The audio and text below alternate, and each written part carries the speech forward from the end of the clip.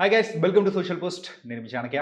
Guys, మనం mutual ఫండ్స్‌లో అయినా గానీ, స్టాక్స్‌లో అయినా గానీ ఇన్వెస్ట్ చేసేటప్పుడు అరే! మనం అంతా గుడ్ ఫండ్స్‌లో పెట్టాలిరా అని చెప్పేసి తికమక అయిపోయి, అసలు దేనికైతే ప్లాన్ చేస్తున్నామో దాంట్లో పెట్టకుండా వెళ్ళిపోతున్నాం.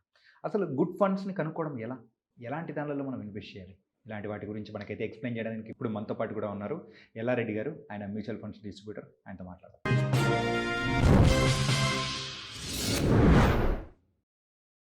Hi sir. నమస్తే సార్. అయితే గుడ్ ఫండ్స్‌ని కనిపెట్టడం ఎలా?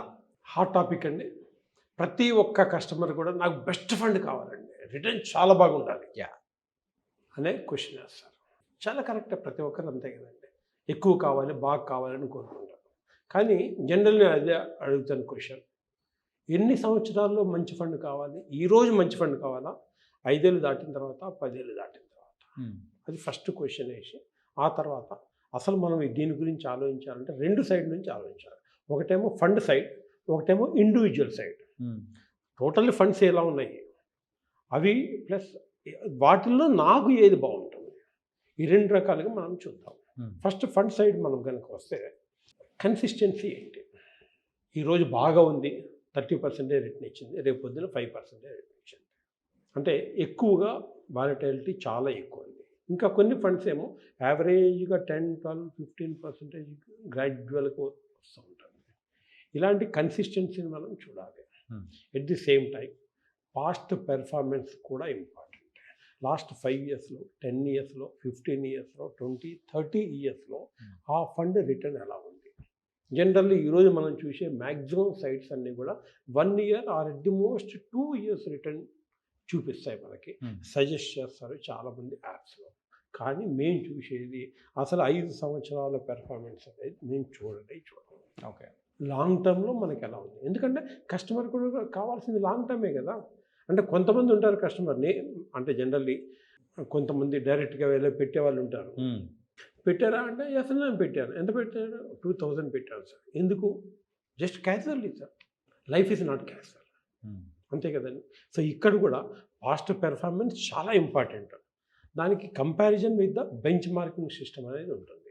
అంటే టోటల్లీ యావరేజ్ యూనివర్స్ చూసుకుంటే ఎంత పర్సెంటేజ్ రిటర్న్ ఇచ్చింది, మనకి ఈ పర్టిక్యులర్ ఫండ్‌లో రిటర్న్స్ ఎలా ఉన్నాయని కంపారిజన్ మనకి స్టైల్స్ ఉంటుంది. కొన్నిట్లో స్టార్ ఫండ్స్ అని కూడా మనకి పెర్ఫార్మెన్స్ చూపిస్తారు. హ్మ్. At the same time expense ratio కూడా చూడాలి. ఇక్కడ చాలామంది ఏంటంటే కొంచెం కరెక్ట్‌గా అర్థం కాదు. 2%, 3%, 5% వస్తది అని అనుకుంటారు. కానీ ఇండియాలో మ్యూచువల్ ఫండ్స్ అన్నీ రెగ్యులేట్ చేసే వాళ్ళు ఏం చేస్తారంటే, maximum 2.25% at the time of NFO హ్మ్. టైంలో 2.25% వరకు ఎక్స్‌పెన్సెస్ తీసుకోవచ్చు. హ్మ్. ఆ తర్వాత ఫండ్ వాల్యూ పెరిగే కొద్దీ ఎక్స్‌పెన్స్ రేషియో తగ్గుతూ ఉంటుంది. ఓకే. అది తెలియక చాలామంది ఎక్స్‌పెన్స్ రేషియో ఎక్కువ ఉన్న ఫండ్ మంచిది కాదు అనుకుంటారు. కానీ పెర్ఫార్మెన్స్ వచ్చినప్పుడు ఆటోమేటికల్లీ ఎక్స్‌పెన్స్ రేషియో తగ్గిద్ది అని చాలామందికి తెలియదు. At the same time exit load, అంటే మనం 1 ఇయర్ లోపల పెట్టే ఫండ్స్ అయితే మనకి ఎగ్జిట్ లోడ్ ఉంటుంది. కొన్ని ఫండ్స్ ఏంటంటే ఈవెన్ 3 మంత్స్, 4 మంత్స్‌లో కూడా ఎగ్జిట్ లోడ్‌ని తీసేస్తున్నారు. Plus at the same time ఏఈఎం. ఏఈఎం ఇప్పుడు ఇండియాలో ఉన్న హైయెస్ట్ ఏఈఎం ఉన్నదే 48,000 కోట్లు ఒక ఫండ్ ఉంది. ఓకే. ఆ ఫండ్‌లో పెట్టడం మంచిదా కాదా? జనరల్లీ ఏంటంటే ఒక 5,000 నుంచి 20,000 మధ్యలో ఉన్న ఏఈఎం అయితే కొంచెం పెర్ఫార్మెన్స్ ఇచ్చే అవకాశాలు చాలా ఎక్కువగా ఉంటాయి. అంతకన్నా ఎక్కువైతే కొంచెము ఆ మేనేజ్మెంట్ సైడ్‌లో కొంచెం ప్రాబ్లమ్స్ ఉంటాయి. ఆ ఏఈఎం కూడా మనం చూడాలి. At the same time fund manager. హ్మ్. ఫండ్ మేనేజర్ కూడా మనము అతని పెర్ఫార్మెన్స్ ఏంటి, అతను ఓవర్ ది పీరియడ్ ఆఫ్ ఎన్ని సంవత్సరాల ఎక్స్పీరియన్స్ ఉంది, ఆ సంవత్సరాల్లో మనకు ఎలాంటి రిటర్న్ చూపించాడు అనేది కూడా మనం చూడాల్సిన అవసరం ఉంది. ఇంకా రిస్క్ మ్యాట్రిక్స్లో చూసుకుంటే స్టాండర్డ్ డీవియేషన్, షార్ప్ ఇలాంటివి, పిఈ రేషియోస్ ఇవన్నీ కూడా క్యాలిక్యులేట్ చేసుకొని దాన్ని బట్టి ఆ పర్టికులర్ కస్టమర్కి ఏం కావాలి హ్మ్. అనేది మేనేజ్మెంట్ సైడ్లో మేము ఆలోచిస్తాం. సెకండ్ సైడ్ అన్నిటికన్నా ఇంపార్టెంట్ అంటే అసలు మీకు మీ రిక్వైర్మెంట్ ఏంటి? హ్మ్. మీ ఏజ్ ఎంత? మీ ఇన్కమ్ ఎంత? మీకు దానిలో ఇన్కమ్‌లోంచి ఎక్స్‌పెండిచర్ ఎంత పోతుంది? మీకు నెట్ ఎంత మిగులుతుంది?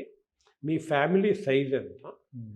మీకు గోల్స్ ఏంటి? అమ్మాయి ఉన్నారు అంటే అమ్మాయికి ఎడ్యుకేషన్‌కి. ఈరోజు సపోజ్ ఒక 2 ఇయర్స్ అమ్మాయి ఉందనుకోండి. అంటే ఇంకొక 15 సంవత్సరాల తర్వాత అమ్మాయి ఎడ్యుకేషన్కి అంటే ప్రొఫెషనల్ ఎడ్యుకేషన్కి వెళ్ళింది. ప్రొఫెషనల్ ఎడ్యుకేషన్ అంటే ఈరోజు మామూలు ఒక మంచి ఇంజనీరింగ్ కాలేజ్ అంటే దాదాపు 20 లక్షల రూపాయలు ఖర్చు అయింది.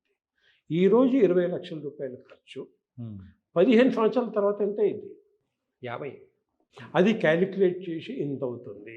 సో ఆ రోజున 50 లక్షల రూపాయలు కావాలంటే ఈ రోజున ఎంత ఎస్ఐపి స్టార్ట్ చేయాలి, లేకపోతే ఎంత లంసం పెట్టాలి. అమ్మాయి మ్యారేజ్కి ఈరోజు 2 ఇయర్స్ అంటే ఇంకొక 23 ఇయర్స్ అయిన తర్వాత మ్యారేజ్ చేయాలి. సో ఆ క్యాలిక్యులేషన్స్ ఇవి మామూలుగా ఇవన్నీ కూడా గోల్స్. అండ్ అది అల్టిమేట్లీ రిటైర్మెంట్ అనేది ఒకటి ఉంటుంది, ప్రతి ఒక్కరికి కావాల్సిందే. Okay, plus emergency fund, short term goals 1-2 ఇయర్స్లో ఉన్న వాటికి వేరే ఫండ్స్. అంటే ఈ లిక్విడ్ ఫండ్స్ కానీ, డెట్ ఫండ్స్ కానీ, హైబ్రిడ్ ఫండ్స్ కానీ, ఈక్విటీ ఫండ్స్ కానీ, ఈక్విటీలో ఉన్న చాలా వెరైటీస్ ఉన్నాయి. వీటిల్లో మీకు ఏ ఫండ్ కావాలి? ఒక్కోసారి ఏంటంటే పర్సన్ వైజ్గా పోర్ట్ఫోలియో డిజైన్ చేయాల్సి ఉంటుంది, ఒక్కొక్కసారి గోల్ వైజ్గా కూడా పోర్ట్ఫోలియో క్రియేట్ చేయాల్సిన అవసరం ఉంటుంది. ప్లస్ ఇవన్నీ కూడా డైవర్సిఫికేషన్లో వస్తుంటుంది. అన్నిటికన్నా ముఖ్యంగా ఇన్వెస్టర్ బిహేవియర్ ఈజ్ ఇంపార్టెంట్. మనం అనుకున్నట్టుగా 35% మార్కెట్ పడిపోతే కస్టమర్ బిహేవియర్ ఎలా ఉంటుంది?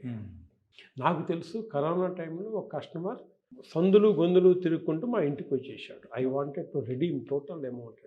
కరెక్ట్గా ఇప్పుడు మార్చ్ 26 ఆ టైంలో వచ్చేసి తీసేసుకోవాలి అన్నాడు. సార్ మీరు ఆల్రెడీ రిటైర్ అయిపోయారు, ఇది టెంపరీ, ఫ్యూచర్లో చాలా బాగుంటుందని ఇప్పుడు తీయొద్దు అని చెప్పాను. No I wanted to redeem అన్నాడు. కంప్యూటర్ ముందు పెట్టి రిడీమ్ చేయమన్నాను, రిడీమ్ చేసేసాడు. 2-3 నెలల తర్వాత కన్నీళ్ళు ఒకటే తక్కువ. అంటే బిహేవియర్ అక్కడ కస్టమర్ చాలామంది బయాసెస్లో ఉంటుంది. ఒక కస్టమర్ ఒక్కొక్క రకంగా బిహేవ్ చేస్తాడు ఒక్కొక్క సిచ్యువేషన్స్లో. కొంతమందికి బాగా తగ్గిపోతే ఒక రకమైన రియాక్ట్ ఉంటుంది, కొంతమందికి బాగా పెరిగితే ఇంకొక టైప్ ఆఫ్ రియాక్షన్ ఉంటుంది.